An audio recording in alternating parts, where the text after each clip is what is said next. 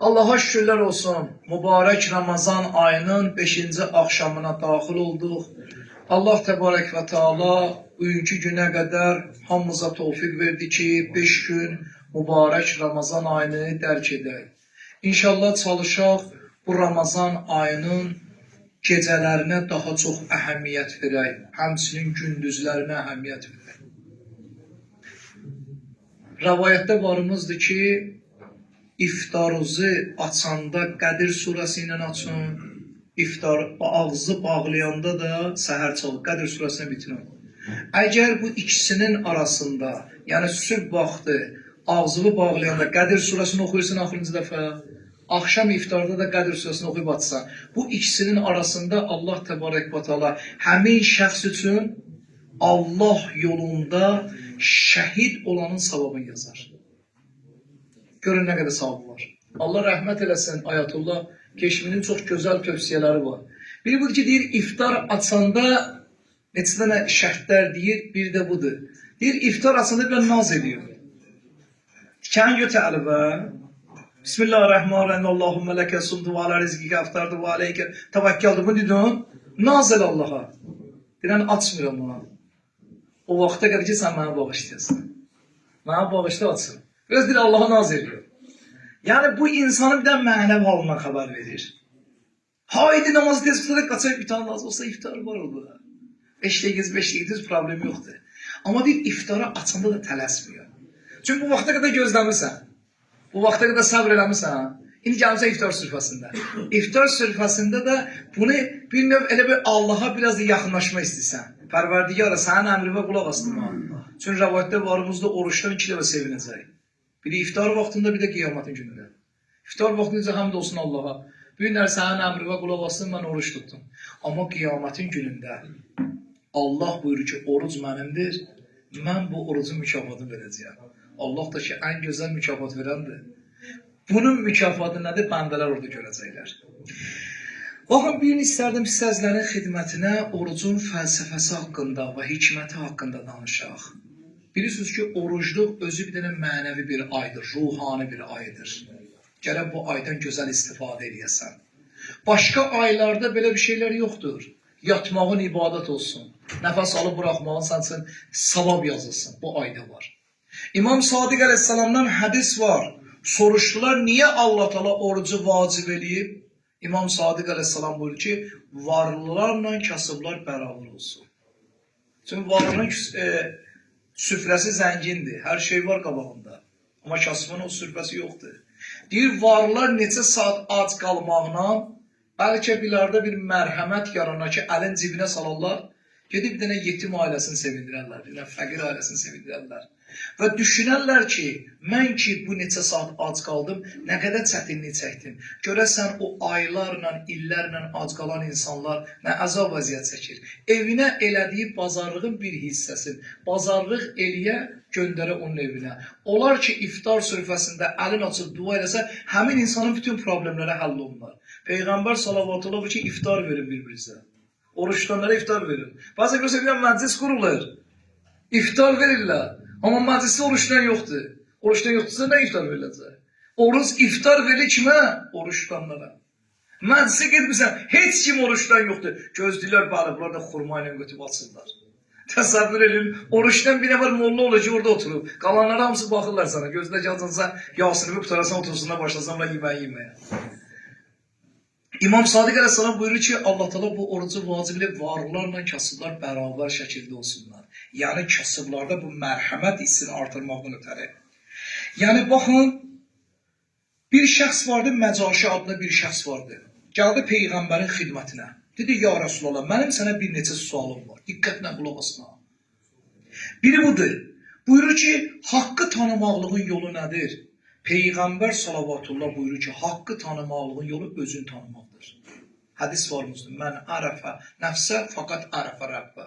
Hər kəs özün tanıdı, Rəbbini tanıyacaq.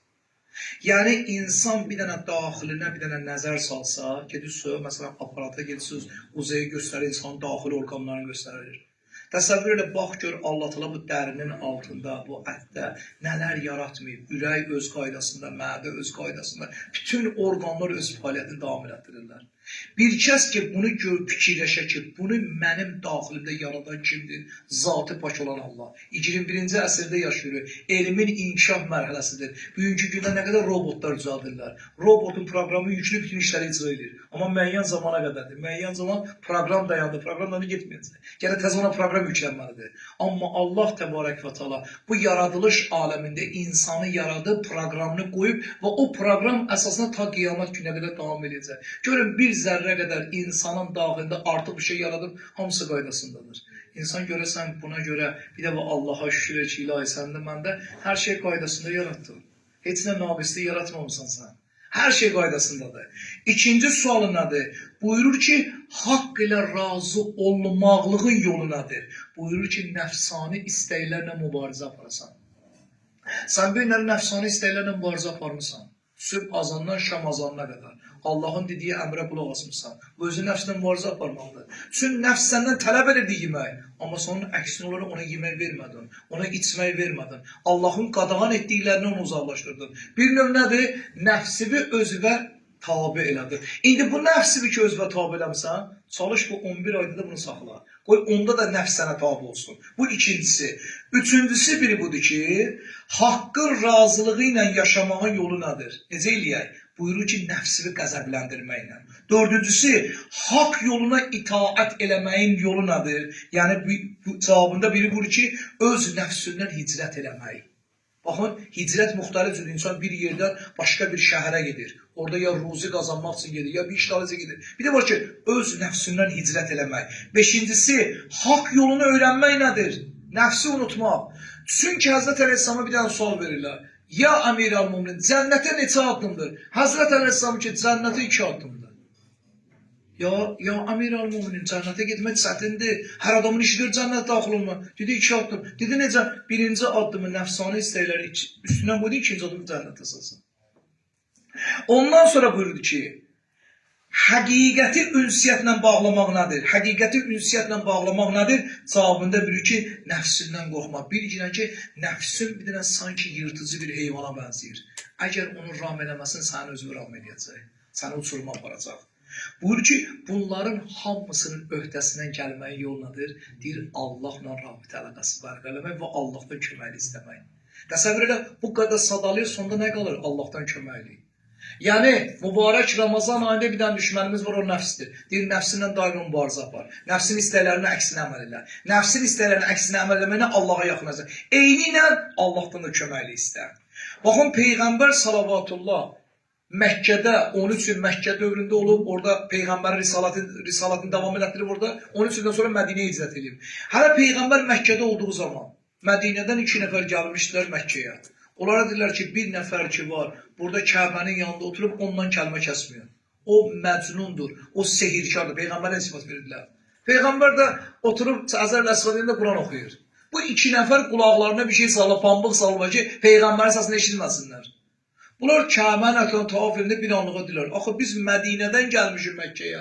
Bizə sual verəcək, Məkkədə nə gördünüz? Məkkədə nələr baş verir? Biz nə cavab verək? Qulağımızdakı pambığı çıxarda gedək Peyğəmbərin yanında oturaq. Görə Peyğəmbərin sözünü eşidək. Əgər xoşumuza gəlməsə qəbul eləmərik. Gəldilər Peyğəmbərlə neçə dəqiqə oturdu, elə orada Peyğəmbərə iman gətirdilər. Bu 2 nəfər qayıtdı Mədinəyə, ikinci dəfə gəldi 70 nəfər gəldilər. Gəldilər hamısı iman gətirilər Peyğəmbərə, deyirlər ya Rasulullah, bir nəfər bizlə göndər ki, bizə İslamı təbliğ eləsin.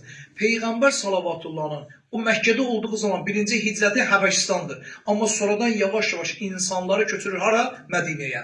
Amma görün Mədinə əhli neynədir? Mədinə əhlinə ənsar deyirlər. Mədinə əhli öz evlərinin qapılarını açdılar həmin Məkkədən gələnlərin qapısına, üzərinə. Hətta tarixdə var ki, bir evdə 80 nəfər yaşayırdılar. Evlər balacadır ya, amma yer yoxdur bunlar üçün. Çünki Məkkədən gəldi, hicrət ediblər. İndi bunlar üçün Quran-ı Kərim bunları tərif edir. Deyir, onlar özləri ehtiyac içində olduqları zaman digərlərini özlərindən qabağa salırlar. Hətta Quran-ı Kərimdə ayə var, Allah Teala Bəqərə surəsinin 273-cü ayəsində buyurur. Lil-fuqara'illezine uhsiru fi sabilillah la tastati'una darban fil arzi. Buyurur ki, o sədəqələr kimlər üçündür? o yoxsullar üçündür ki, onların imkanları yoxdur, ehtiyac içindədirlər. Buyurur ki, onlar ki, yer üzündə səfərə çıxa bilmirlər, buyurur ki, yəhsəbunəhumul cahilun əğniyaa min təaffuf. Deyir, cahillər onlara baxanda, onların o qədər iffətli olduqlarına görə, cahillər onlara baxarlar, onlar deyirlər, bunlar varlıdırlar. Amma həqiqətdə bunların heç nəyləri yoxdur. İzzət-i nəfs bu həddədir ki, onlar heç kimə tabi olmurlar, heç kimə bir şey istəməzlər. Hətta rəvayətdə də vurur ki, insan ki, bacardığı da əgər bir nəfər maddi ehtiyacı çətin içindədir ki, dilənirsə, bir dənə çörək ki, ələ gətirəndən sonra onun haqqı yoxdur təzdən dilənməyə. Amma bəzən görsən ki, insan var, özünə vərdiş eləyib. Deyir, amma bunlar, bu insanlar ki var, Peyğəmbər salavatullah göstəriş vermişdi. Məscidin kənarında onlar üçün bir dənə yer düzəltmişdilər. Əshab-ı süffə deyirdilər. Üstlərinə xurma liflərindən atmışdılar. Onlar ki, kölgəli olsun, onlar orada qalırdılar. Hətta onların normal şişləməyən libasları yox idi. Namaz qılanda bir-birlərindən libaslarını əvəz edib namazlarını qılardılar. Amma izzət-i nəfsi o qədər çox idi ki, fəqirdilər ha. Amma onlara baxırlar, bunlar çox varlıdırlar ha. Çünki heç kim ağız açmırdılar. Peyğəmbər salavatullah bu ki, Allah istəyir bizdən. Allah bizdən istəyir ki, biz Allahdan istəyək. Yəni Allahın qapısında dilənçi olaq. Allahdan hər bir şeyimizi istəyək. Bir kəs ki, özünü təslim elədi Allaha, Allah təbarək və teala heç vaxt onu peşman eləməyəcək. Əgər bir insan Allahı unuda gedib başqa qapıları döyər, hər bir qapını döysə oradan peşman qayıdır. Çünki bir kəs ki, Allahı tanımadan hansı qapını döydü, mümkündür ona haradasa bir köməklik eləyərlər. Amma köməklik etməklərdə müvəqqəti olar. Baxın, hər bir günahın özünün xüsusi bir dənə tövbəsi var. İmam Sadiq əleyhissalam buyurur ki, bir kişi vardı, keçmiş zamanlarda yaşayırdı. Yəni, istəyirdi var dövlət əldə eləsin. Birinci getdi halalın sorağına. Ki, halal pulla qazansın, var dövlət əldə eləsin. Gördü, alınmır. Getdi haramın sorağına. Bir müddət də haramla məşğulda, haramla da pul qazana bilmədi. Var dövlət yığa bilmədi. Şeytan bunun qabağında aşkar oldu. Deyir, istəyirsən var dövlətdə olasan, sağ sərvətli olsan, dedi, ha. Dedi, özünə bir dənə din ixtira ilə.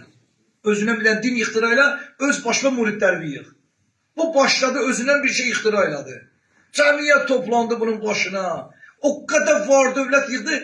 Bir gün oturdu, fikirləşdi, Pərverdigara, mən neynədim mən? Mən bu insanları azdırmışam mən.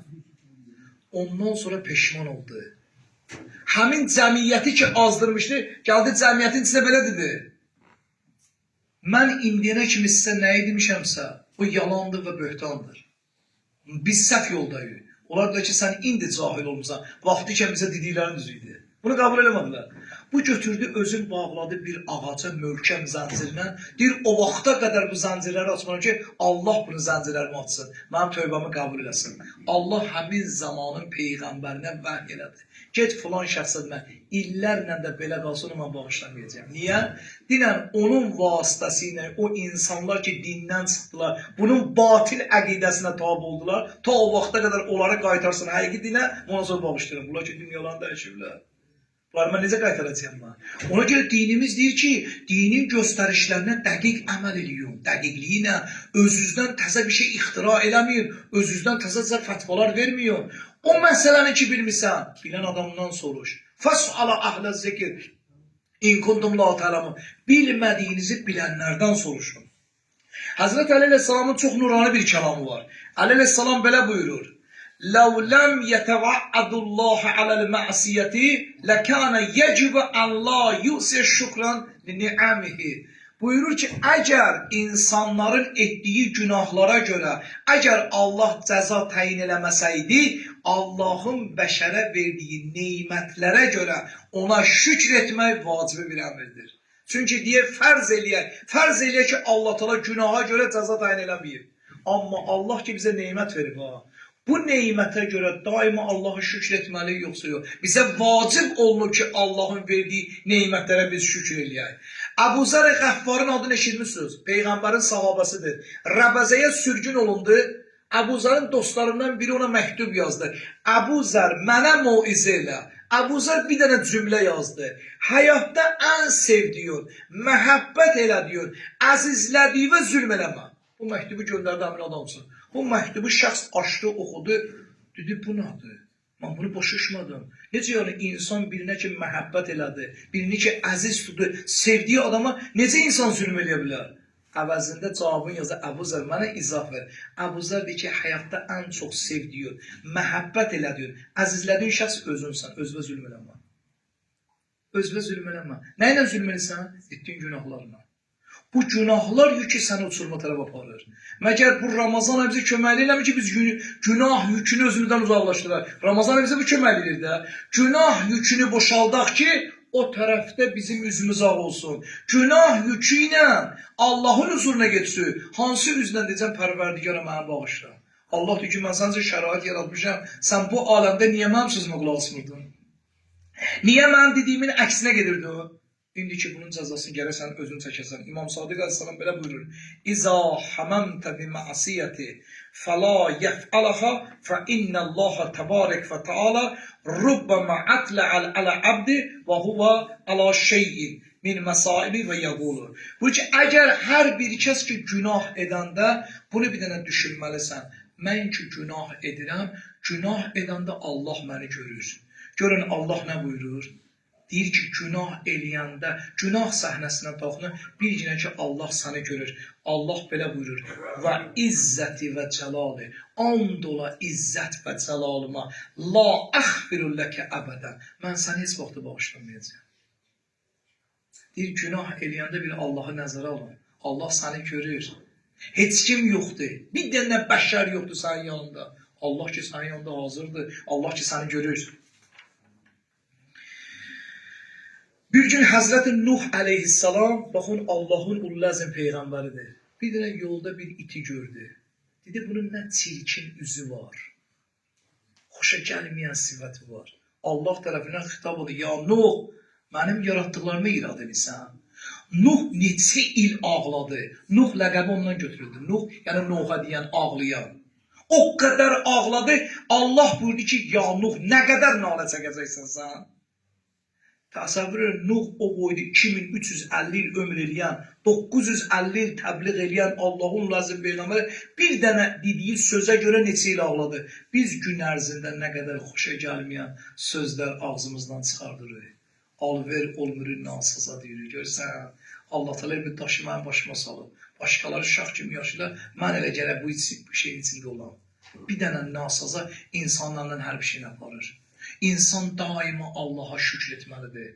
Var da şükür elə, yoxdur da şükür elə, azdır da şükür elə, çoxdur da şükür elə. İnsan şükür eləsə Allah artıracaq. Sən üçün Allah yetirib də, dünənləri yaxşıdır, dünənləri yoxdur. Bəs mənası nədir? Allah da səni istəmir. Yaddan çıxıb, yox. Səni də imtihanı ki, görüm sənin imanın nə həddədir. Nə qədər qala biləcəksən sən? Amma baxın, çəkişməyin özünün səmərəsi var. Bir gün Həzrəti Musa əleyhissalam Xızr əleyhissalamdan soruşdu. Belə bir sual verdi. Deyir ki, nəyə görə Allah Teala səni qeyblə tanış elədi? Qeybi sənə öyrətdi. Həzrəti Xızr əleyhissalam buyurur ki, günahdan uzaq olduğuma görə. Musa əleyhissalam Xızr peyğəmbər ki, mənə moizə elə. Bir peyğəmbər digər peyğəmbərə deyir. Musa əleyhissalam ulləzm peyğəmbərdir. Amma Xızr peyğəmbərə Allah Teala göndərir ki, get Xızrın yanına, o sənə müəllimlik eləsin. Xızr peyğəmbərə deyir ki, mənə moizə elə. Buyurur ki, görün, diqqətlə qulaq asın, bəhsimizin nəticəsidir. Buyurur ki, ey Musa, bütün hallarda insanlarla təbəssümlü ol. Heç vaxt insanlar üçün qaş-qabaq tökmə. Məsələn, hər bir insanın özünün öz problemləri var. Problemin var özün üçün. İnsanları görəndə insanlarla təbəssümlə rəftarı. Əhl-i beytin yolu belə olur. Əhl-i beytin yolu, peyğəmbərlərin yolu belə olur. Heç vaxt qaş-qabaq tökməyiblər. Birinci budur. İkincisi biri budur ki, insanlara fayda ver. Fayda verən olun. Zərər verən olmuyor. Səhər yerindən duranda bu niyyətlə çıx evdən. Mən kimə nə qədər fayda verəcəyim mən? O faydalarını sənin dərdivə dəyəcək. Demək ki, mən filan kəsə yaxşılıq elədim, onun əvəzində mənə pislik elədi. Qardaş, filan kəsləri qoy kənara. Məgər sən o yaxşılığı eləyəndə Allah'a nəzərə almamısan, Allah'a nəzərə almamısansa, qarşı tərəfi bir gün ki, qarşı tərəf səndən razı qalmayacaq. Amma sən əgər Allahın razılığını düşürsün, addım atsın, Allah Teala səndən razı qalsın, xoş sənin alıb var. Lazım deyil digərləri səni görsünlər. Əsas Allah səni görür, bəsdir. Üçüncüsü biri budur ki, təəccüb etmədən gülmə. Yəni yersiz gülmə. Adam bir şeyi ki, başa düşmüsə necə gülə bilər? Başqalar gülüb, mən də gülüm. Sonra nəyə gülürsə? Valla bilmə, ona gülüm, mən də gülürəm. Bu mənasızdır bir şey. Ondan sonra buyurur ki, beşincisi, insanları məzəmmət etməkdən çəkin. İnsanları tənqid eləmə. Məsələn, insanlar cürə biri məsələn qusurlu insan ola bilər, biri paltay ola bilər, biri ayaqdan şir ola bilər, biri lal ola bilər, biri kör ola bilər. Hər kəsin bir cür müşkül ola bilər. Deyir, onları məzəmmət eləmə. Və yaxud da digər insanları məzəmmət eləmə. Bir gündə sən özün məzəmmət olacaqsan. Axırıncısı biri budur ki, öz xətalarına görə, öz səhvlərinə görə bir fürsət tap ağla. Kənara çəkil, heç kim səni görməsin. Otur yavaş-yavaş. İlahi, mənim 50 yaşım var, mənim 60 yaşım var. Bura qədər gəlmişəm. Düzdür, gəldim sənin dərgahına. Sən tövbə qapısı mənim üzümə açmısan, tövbəni bağlamazsan, bəndələri qapından qovmazsan. Gəlmişəm sənin qapıma. Amma ona görə ağlayıram, keçmişdə elədiyim günahlara görə. Sən mənə nələr vermirsən, mən sənə əvəzində nə qaytarmışam. Sənin mənə lütfün gəlir, sənin mənə məhəbbətin gəlir, sənin mənə əzizləməyin gəlir, sənin mənə fəzilətin gəlir, amma məndən fəqət sənə günah gəlir. İnsan bir də keçmişin yadına salanda, bu cür günahlarına görə ağlasın. Allah onun bütün günahlarına bağışlayır. Nəinki hidayət olunub ha. Namaz qılıb elə. Bir dövrlər vardı, dostlarınla oturub yaman yiyib içirdin. Və bir dünyanı xaraba qoyub bu. Yiyib içməyinə böyük bir şey deyib. Daha bilmədi ki, eyni ilə, indidən qayıtı yine əvvəlki cahiliyyət dövrünə. Təzdən o günahlar üçün təzələdi. Ona görə deyir ki, köynə günahlar ziyadına düşəndə həmişə Allahdan bağışlanmalı deyir. Allah and verəm öz əzəməti xatirinə, öz böyüklüyü xatirinə Allah bizləri bu ayın fəzlindən, savabından bir nəsib eləməsin. Allaha and verəm öz Allahlığı xatirinə, öz böyüklüyü xatirinə. Allah Teala İmam-ı Zamanın zuhuru ilə qəlbimizi şad eləsin. Selamun aleykum və rəhmətullahi və bərəkatuhu.